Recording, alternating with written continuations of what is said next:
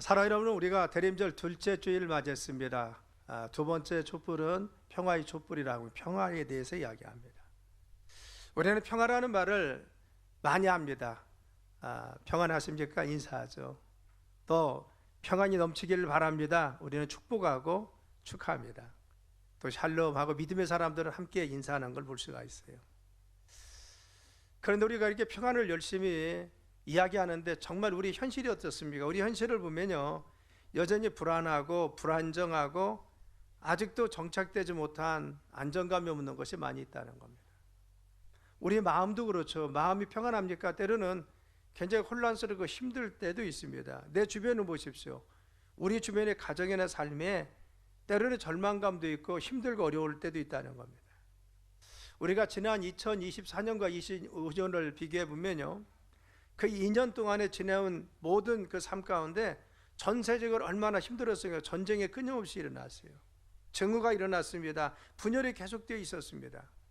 또 각종 자연재해들, 그리고 또한 사건 사고들이 우리가 얼마나 많았습니까? 그래서 뉴스를 키면 가슴이 덜컥 내릴 때가 많이 있고 또한 답답할 때가 많이 있었다는 겁니다. 존 번연이 썼던 천류역경을 보면요, 주인공 크리스천 기독교인이 등에 잔뜩 짐을 지고 다닙니다. 이 짐은 무엇이냐? 교인인데 불구하고, 성도인데 불구하고 죄의 짐이 있어요. 근심의 짐이 있습니다. 염려의 짐도 있고요, 과거에 상처받은 상처의 짐도 있습니다. 그래서 미래에 대한 불안감도 있습니다. 분명히 예수님 믿는 크리스천인데 잔뜩 짐을 짊어지고 일평생을 살아갑니다. 그런데 놀라운 광경은 이 짐은 어디에서 풀어졌느냐?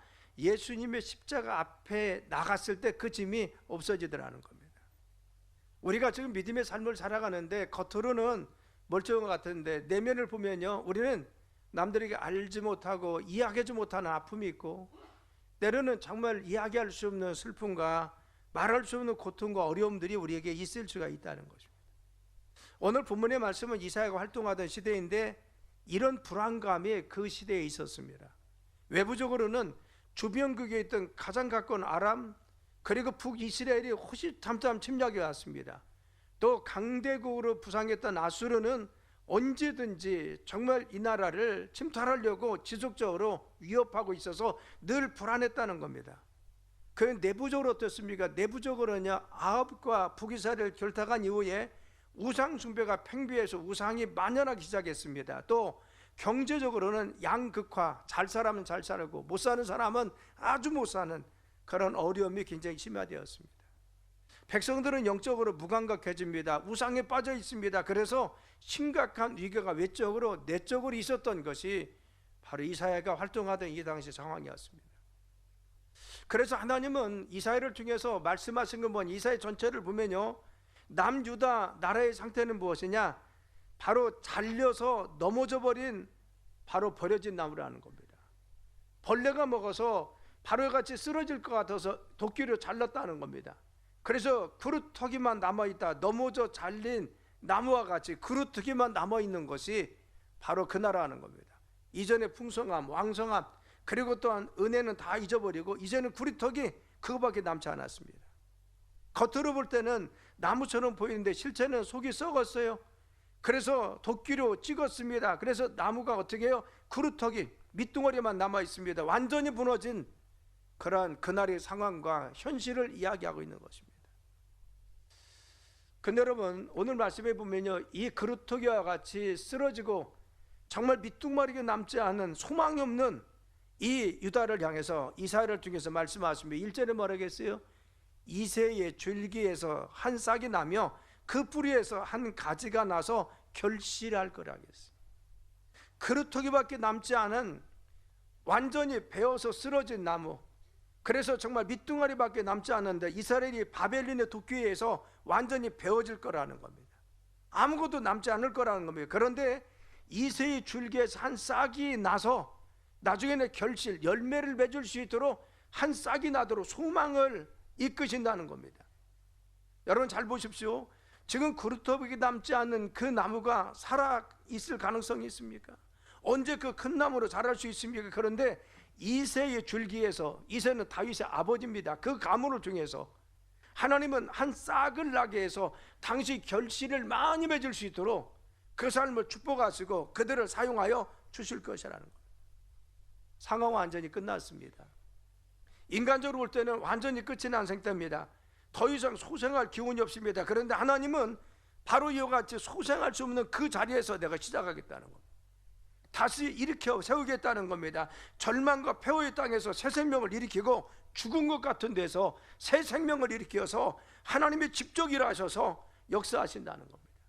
그러기 저는 뭐라겠어요? 2절 말씀이 그 위에 여호와의 영 곧 지혜와 총명의 영이요 모략과 재능의 영이요 지식과 여호와를 경외하는 영이 강림하신다, 임하신다는 것입니다. 그렇죠. 이 말씀은 무엇입니까? 바로 이 이세의 줄기에서 나온 이 메시아가 오시면은 너희들의 소망을 주 그분 어떤 지혜의 영이 있다, 총명의 영이다, 모략의 영이다, 재능의 영이다, 지식의 영이다, 여호와를 경외하는 영. 이것이 무엇입니까? 인간은 어떻게 알 수 없지만 하나님께서 완전히 그런 영을 부으셔서 하나님의 능력 가운데 능력자로, 전능자로 그분이 오실 거라고 말씀하십니다. 너희들의 삶에 아무것도 되지 않는다고 생각하지만 하나님은 정말 이 절망의 땅에 능력의 주님이 오시고 메시아가 권능 가운데 오시고 지혜 가운데 오셔서 이 문제를 완전히 해결할 수 있는 능력자로 임하실 것이다. 여러분, 예수님이 이런 능력으로 이 땅에 임하신 줄 믿으시길 간절히 축원합니다. 그러면 그분이 오시면 어떤 일이 있어요? 6절에서 9절입니다. 한번 띄워줘 봐요. 읽습니다. 시작. 그때 이리가 어린 양과 함께 살며 표범이 어린 염소와 함께 누우며 송아지와 어린 사자와 살진 짐승이 함께 있어 어린아이에게 끌리며 암수와 곰이 함께 먹으며 그것들의 새끼가 함께 엎드려지며 사자가 소처럼 풀을 먹을 것이며 젖먹는 아이가 독사의 구멍에서 장난하며 젖된 어린아이가 독사의 굴에 손을 넣을 것이라. 내 거룩한 산 모든 곳에서 해됨이 없고 상함도 없을 것이니 이는 불이 바다를 덮은 것 같이 여호와를 아는 지식이 세상에 충만할 것임이니라. 아멘. 여러분, 이 말씀 유아가 무엇입니까? 약자가 안전하게 살 수 있는 그 땅이 온다는 겁니다. 강자는 약자를 해치지 않는다는 겁니다. 서로 두려움 없이 지낼 수 있도록 약자나 강자나 모두가 함께 협력하여 살 수 있도록 그 세상을 만들어주겠다는 겁니다. 우리는 이 말씀을 보면요, 창세기 3장에 인간이 죄를 지음으로 말미암아 인간의 삶에 저주가 왔습니다. 두려움이 오고 그리고 지배가 오고 우리의 삶에 수고가 오고 땀 흘리고 고통이 왔습니다. 그런데 바로 이 말씀 이사야서 11장 6절로 9절의 말씀은 무엇이냐? 바로 저주받기, 죄짓기 이전에 인간이 가지고 있던 에덴 동산에 샬롬, 평안이 다시 회복된 겁니다. 모든 동물과 식물들이 인간에게 같이 복종하고 함께 더불어서 살고 서로가 서로를 정말 돕고 그곳에 안정된 삶, 가시와 엉겅퀴가 없이 무엇이나 열매를 맺고 정말 삶 가운데 축복을 누릴 수 있는 삶, 이것이 회복되는 겁니다. 저 뱀에 물려서, 뱀에게, 사단에게 물려서 삶에 저주받은 삶이 바로 같이 정말 뱀에 물리지 않고 사자가 물지 않고 두려움 없이 해하지 않고 세상의 아름다움을 가지고 살 수 있는 그 세계를 회복시켜 주신다겠습니다. 차라리 이 장면은 무엇입니까? 예수님을 인해서 우리의 죄가 완전히 해결됨으로 말미암아 죄와 사단의 권세, 저주 속에서 우리를 안전히 해방시킨 평안이 임하는 줄 믿습니다. 주님께서는 우리의 삶에 바로 이 죄의 문제, 죄로 인해서 우리의 두려움도 왔습니다. 그리고 또한 고통도 왔습니다. 땀 흘림과 수고도 있었습니다. 우리 영혼이 갈급합니다. 그런데 예수님 이새에 바로 줄기에 산 싹이 나는데 그분이 무엇입니까? 우리를 진정으로 해방시켜 주신다겠습니다. 그 메시아가 오셔서 우리를 십자가에 달려 죽으심으로 말미암아 모든 죄악의 사슬에서, 모든 죄와 사단의 사슬과 저주에서 우리를 해방시켜 주신 줄 믿습니다. 그래서 진정한 평강을 너에게 줄 거라고 말씀해 주십니다. 자, 그러면 예수님이 이 땅에 오셔서 우리에게 주신 평화가 어떻게 이루어집니까? 첫째는 예수님은 십자가로 하나님과 화평을 이루셨어요. 우리가 평화 없는 가장 큰 이유가 무엇입니까? 환경이 어려워서요. 이 삶에 우리의 정말 사람들이 약해서요. 그런데 환경이 어렵고 사람들이 약한 이유가 무엇입니까? 그것은 우리의 삶의 이와 같이 어려운 것은 하나님 관계가 끊어져서 어렵다고 성경이 이야기합니다. 그래서 우리의 삶 가운데 하나님과 관계가 이어져 있을 때, 그분과 함께 있는 에덴 동산에서는 죄가 없을 때는 하나님과 늘 평강했습니다. 사자와 그리고 또한 모든 정말 자연의 피조물들은 인간과 더불어서 함께 했습니다. 그리고 인간은 너무 복되었습니다. 그런데 하나님과의 관계가 끊어졌어요. 죄로 인해서 하나님과 멀어지고 우리가 죄로 인해서 사단의 종이 되고 나니까 우리의 삶에 하나님이 주는 기쁨, 축복, 돌보심이 떠나가게 되고 어려움이 있었다는 겁니다. 이사야서 59장 2절 말씀은 이렇게 말씀합니다. 오직 너희 죄악이 너희 하나님 사이를 갈라놓았다는 거예요. 하나님과 우리 사이에 죄의 담이 가로놓여서 죄를 지은 후에 이 죄가 하나님 그 자리를 갈라놨어요. 하나님이 기쁨을 주시고 우리에게 축복해 주시고 우리를 돌봐주시는 것이 끊어진 겁니다. 그래서 너희 죄가 그의 얼굴을 가리게 하였고 너에게서 듣지 않게 했다는 겁니다. 그래서 로마서 5장 10절의 말씀은 곧 우리가 원수되었다고 했어요. 뭘로 인해서? 죄지어서 우리가 죄로 인해서 원수가 되었다는 겁니다. 근데 여러분, 이 죄의 문제가 우리를 불행하게 만들고 우리의 삶을 어렵게 만들었는데 하나님이 죄의 문제를 해결하기 위해서 예수 그리스도 이새의 한 싹이 그루터기에 날 수 있도록 메시아 예수님을 보내주신 줄 믿습니다. 그래서 원수된 우리들, 단절된 우리를 예수님이 십자가상에서 우리의 죄를 대신해서 죽게 하심으로 말미암아 이 죄악의 담을 허리신 줄 믿습니다. 그래서 로마서 5장 10절을 다시 보면요, 곧 우리가 원수되었을 때, 죄로 인해서 원수됐죠. 멀어져 있을 때 그의 아들의 죽으심으로 말미암아 십자가상에서 우리의 죄값을 다 짊어지시고 예수님이 대신 죽으심으로 말미암아 하나님과 화목되게 했다는 겁니다. 하나님과 하나 되고 교통하고 형통하겠다는 겁니다. 그래서 화목하게 된 자로서 더욱 그의 살아나심으로 말미암아 구원을 받을 것이에요. 우리가 하나님의 자녀 되었다는 거예요. 바로 예수님이 이 땅에 오셔서 우리 하나님 사이에 막혀진 담을 하시고 평강을 주시고 화해를 시켜주신 줄 믿습니다. 누구? 그 은혜를 믿는 자마다. 에베소서 2장 14절 말씀에 그는 우리의 화평하신지라 둘로 하나를 만드사 사랑했습니다. 하나님 우리를 하나 되게 했습니다. 원수된 것, 그 중간에 막힌 담, 죄악의 담을 예수님의 십자가상에서 자기 육신으로 이루셨다고 했어요. 하셨다고 했어요. 내 대신 십자가에서 죄악의 짐을 지시고 죽으심으로 말미암아 우리의 죄를 해결하신 줄 믿습니다. 예수님이 내 대신 피 흘리고 육신이 죽으셔서 나의 죄값을 치러 주었어요. 믿으면 이 은혜가 임한다는 겁니다. 골로새서 1장 20절 보면 한번 읽어볼까요? 시작. 그의 십자가의 피로 화평을 이루사 만물 곧 땅에 있는 것들이나 하늘에 있는 것들이 그로 말미암아 자기와 화목하게 되기를 기뻐하심이라. 아멘. 그렇죠. 우리 주님이 우리를 십자가의 피로 하나 되게 했습니다.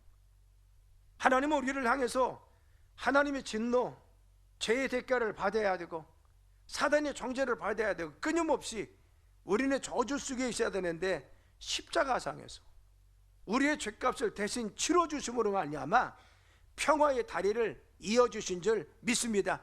그래서 하나님과 우리 사이를 이어주었습니다. 죄의 문제를 해결해 줬습니다. 죄인이 하나님 앞에 설 수 있도록 하나님 축복과 은혜를 받을 수 있도록 하나님께서 죄의 담을 헐어 주었어요.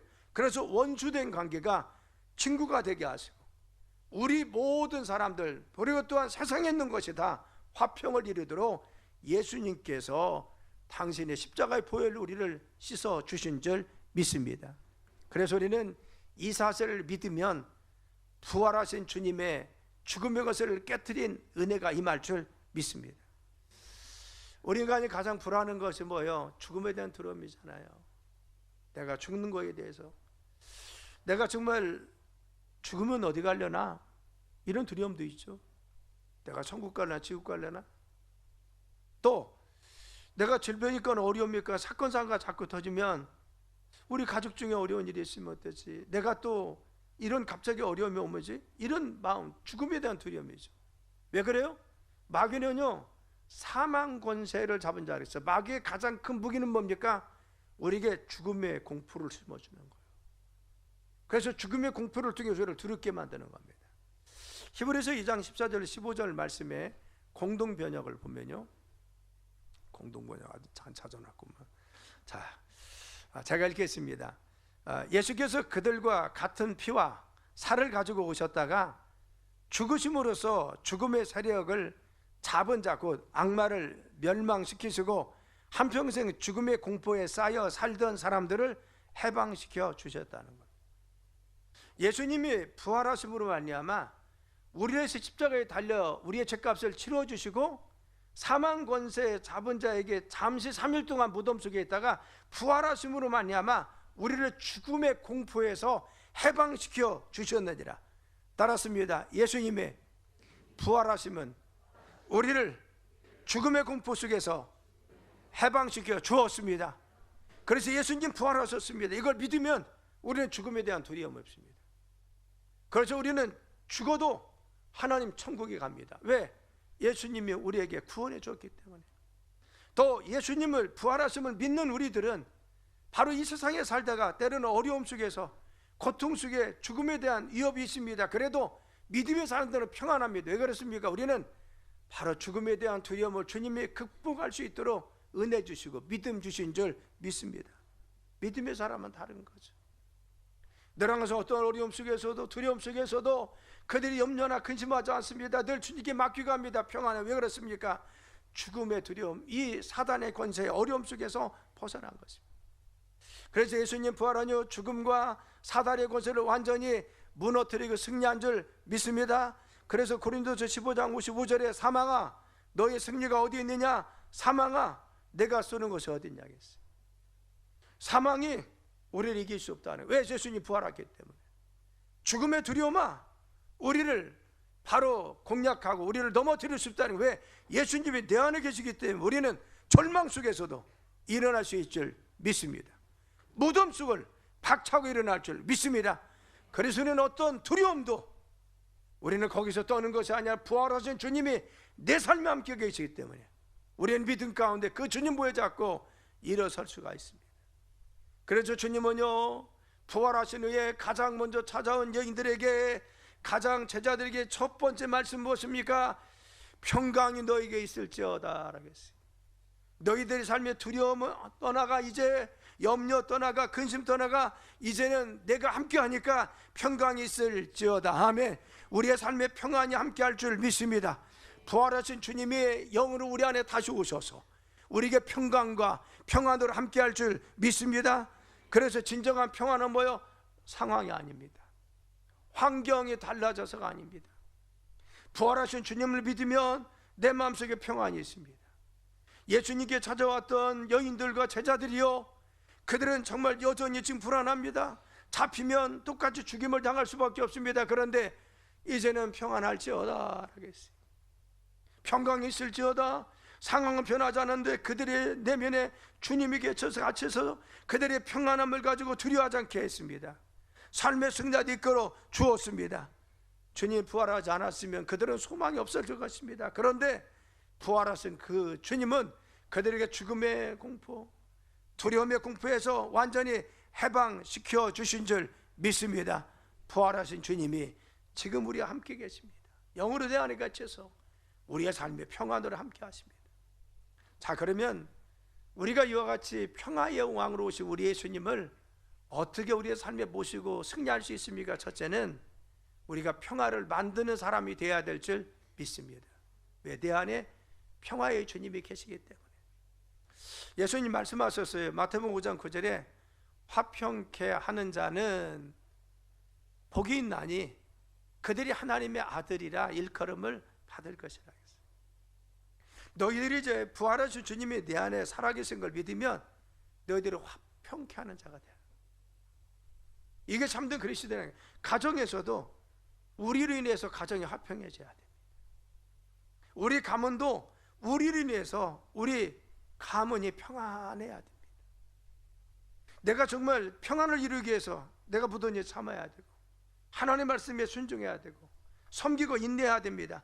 교회도 그렇습니다. 직장과 사회도 그렇습니다. 우리를 위해서 평화가 이루어지도록 우리가 평강을 이루는 평화의 사람이 되어야 돼요. 한 데이터 조사에 제가 이번 설교를 준비하면서 보다 보니까요, 부모와 자녀가 단절된, 대화가 단절된 프로테이저가 67%랍니다. 67%가 잘 대화하지 않는다는 겁니다. 한 부모가 이런 간증을 했어요. 이런 고백을 했습니다. 자기 딸이 고등학생인데 그 딸은 자기와 말을 안 한 지가 3년 됐다는 겁니다. 730일이 됐다고 그래요. 730. 2년 좀 넘은 거죠. 그런데 중요한 것은 그 딸과 대화를 하지 않는데 그 딸이 마주치려 가지 않은 겁니다. 그래서 저녁밥을 차려주면 나오지 않으니까 저녁밥을 차려서 그분 앞에 갖다 놓는답니다. 그러면 그때 따뜻할 때 먹는 것이 아니라 그때 안 먹고 다 자는 새벽에 나와서 전자레인지에 돌려서 먹는데요. 그래서 그 엄마가 때로는 사랑한다고 그 딸에게 대화를 열기 위해서 쪽지를 써주는데요, 그 딸이 정말 그 문틈에 넣어준 그 정말 사랑한다는 편지를요, 그 다음날 방 청소해주러 학교 갔을 때 가보면요, 꼬기작해서 휴지통에 버려져 있다는 겁니다. 그걸 잡고 너무너무 가슴 아팠다는 겁니다. 우리의 삶이 멀쩡한 것 같았지만요, 부모와 자녀 간에 단절된 대화가 있는 가정이 있어요. 부부간에 어떻습니까? 부부도 그냥 살 맞대고 같이 삽니다. 그런데 정서적인 정말 단절이 있어요. 서로 이야기하지 못하고 고통이 있으면 서로가 위로하죠. 부부가 한 몸이 되고 한 마음이 돼서 서로 위로하고 격려하고 탁탁해야 되는데 부부가 그렇지 않습니다. 남이나 똑같아요. 깨어진 관계입니다. 그렇죠. 자녀 부모 한 번에 부부도 그렇고 가정이나 여러분 우리의 삶이 그렇다는 것입니다. 그런데 우리가 평화를 이루는 사람이 되어야 될 줄 믿습니다. 내가 먼저 희생하고 내가 먼저 손을 잡고 내가 먼저 다가가고 내가 먼저 나가서 그들의 손을 잡아주고 교회에서나 가정에서나 삶에 있어서 부부도 우리가 평화를 만드는 사람이 되어야 될 줄 믿습니다. 왜? 평강의 주님이 영으로 내 안에 계시는 겁니다. 너희들의 삶에 이 평강이 대림절 둘째 주를 통해서 임하길 원한다는 겁니다. 두 번째는 우리가 용서함으로 평화를 이루어야 돼요. 여러분, 용서는요, 네 감정대로 네가 느껴서 해라. 성경은 그렇게 이야기하지 않았어요. 그냥 용서해라 명령입니다. 우리는요, 많은 상처도 있어요. 아픔도 있습니다. 미운 사람 분명히 있습니다. 저 사람 왜 그러지? 그런 마음도 있습니다. 그런데 우리 주님 뭐라고 했어요? 네가 감정에 동해서 마음에 동해서 용서하는 것이 아니라 그냥 용서하라는 겁니다. 얼마큼? 70번씩 7번이라도. 그러면 예수님 내가 490번 참겠습니다. 그리고 491번째 싸우겠습니까? 그 소리가 아니야. 완전히 너희 마음이 녹아질 때까지 끝까지 용서하라. 사람은, 우리 믿음의 사람이 용서라는 것은 내가 마음이 넓어서, 그렇죠, 내가 정말 용서해서 그 사람을 위해서 불쌍해서 그런 거 아닙니다. 결국은 용서는 뭐예요? 나를 위해서 하는 것입니다. 내가 용서해야 하나님 관계가 풀어집니다. 내가 용서해야 내 마음속에 있는 어둠의 영이 떠나갑니다. 내 상처와 아픔을 통해서 사단의 영이 내 삶을 움켜쥐고 믿음대로 살지 못하게 하고 우리 가정을 해치는데, 우리의 삶을 내가 용서하고 받아들이며 하나님의 영이 우리 가정에 임하고 우리 부부 가운데 임하고 우리의 심령 가운데 임해서 주님 나라가 임할 줄 믿습니다. 누구부터? 내가부터. 감정이 아닙니다. 내가 용서해야지 느껴서 아닙니다. 때로는 아픔이 있어요. 여러분 상처받으면 볼 때마다 생각납니다. 그러나 용서는 결단인 것입니다. 용서는 결단하고 내가 용서하기로, 여러분 정말 그렇다고 해서 가서 껴안고 합니까? 그것도 못해요. 근데 그래도 문자로 날려보는 거예요. 마음이 통하지 않아도 그래도 가서 인사를 내가 먼저 하는 겁니다. 그래서 그가 생뚱맞게 해도 내가 간지 먼저 가서 그냥 사랑한다 말하지 못해도 손을 먼저 잡아보는 것입니다. 이게 뭐요? 믿음의 사람들이 대림전에 평강을 이루신 주님이 내 안에 계시면 우리는 그런 삶을 실천해야 될 줄 믿습니다. 감정에 통해서 하는 것이 아니라 그 말씀을 실천하기 위해서 자그마한 것부터, 내가 문자 한마디, 손 한번 잡아드는 거, 미소 한마디 띄는 거, 금방 화해해서 관계가 좋아지는 것은 아닙니다. 그런데 거기부터 시작하는 것입니다. 70번씩 7번이라도 마음을 다지고 가까이 가고, 마음을 다지고 가까이 가고, 언제까지? 풀어질 때까지 우리가 용서의 삶이 되십니다. 가정 가운데 삶에, 또 부부간에 어려움이 있습니까? 먼저 손을 내버려요. 세 번째는 무엇입니까? 그래서 기도해야 돼요. 우리 마음이 안 움직이니까. 내가 용서해야지, 그래 목사님 말씀에 용서하라고 해서 용서해야지 다짐했어요. 용서가 됩니까? 말이 안 나와요. 말이. 보면 또 미움이 술렁술렁술렁 나오기 시작합니다. 그래서 기도해야 됩니다. 주님, 나에게 힘을 주옵소서. 나에게 먼저 말할 수 있는 용기를 주옵소서. 내가 먼저 손 내밀게 도와주옵소서. 하나님, 이 감정들이 눕게 도와주세요. 나는 내 힘으로 용서할 수 없습니다. 우리가 내 힘으로 용서할 수 있어요? 용서할 수 없습니다. 예수님 같으면 용서할 수 있지만, 그러나 우리는 용서할 수 없습니다. 그래서 기도하는 거예요. 빌립보서 4장 6절로 7절에 보면요, 아무것도 염려하지 말고, 너희들이 염려가 있고 두려움이 있고 미움이 있으면 그것만 붙잡고 있지 말라는 겁니다. 있다는 겁니다. 그게. 그런데 모든 일에, 다만 모든 일에, 오직 모든 일에 기도와 간구로 너희 구할 것을 하나님께 아뢰라는 겁니다. 너희가 용서하지 못할 때, 하나님, 나에게 용서의 마음을 주세요. 내가 염려와 두려움이 있을 때, 하나님, 나에게 평강을 주시고 두려움을 물리주시고 기도하라는 겁니다. 어떤 어려움 속에 기도하면, 그리하면, 기도하면 7절, 모든 지역에 뛰어난 하나님 평강이 그리스도 예수 안에서 너희 마음과 생각을 지키시리라. 아멘. 우리의 마음은 기도하면 주님이 내 마음에 두려움을 떨치고, 내 마음속에 미움도 떨치게 하시고, 내 마음속에 시기도 떨치게 해주셔서 우리의 마음 주님의 평강의 마음으로, 주님 주시는 마음으로 바꿔줄 줄 믿습니다. 그래서 기도하는 거예요.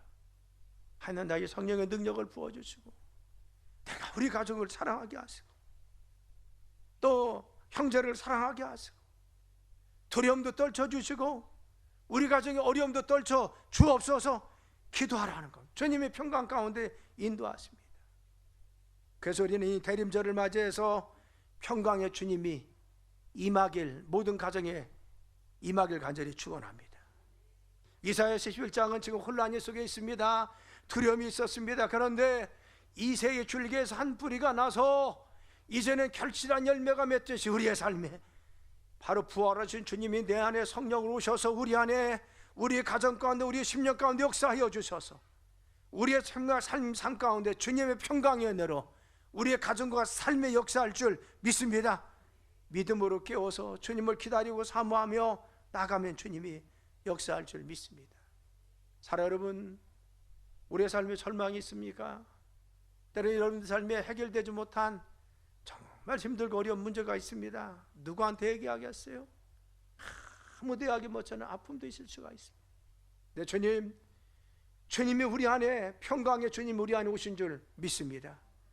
우리에게 말씀하십니다. 아니다, 그 그루터기 같은 곳에서, 너의 상황 속에서, 네가 연약함 가운데서, 너희 자녀들이 그럴지라도 내가 이새의 줄기에서 새싹이 나게 하시고 결실을 거두신다는 겁니다.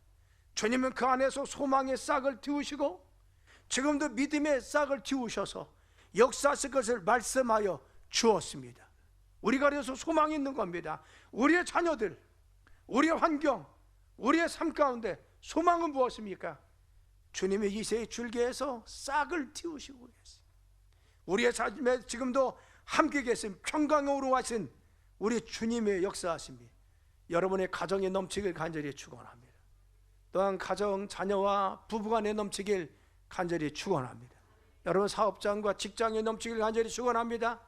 이 재단과 이 나라의 막일 예수님의 이름으로 축원합니다.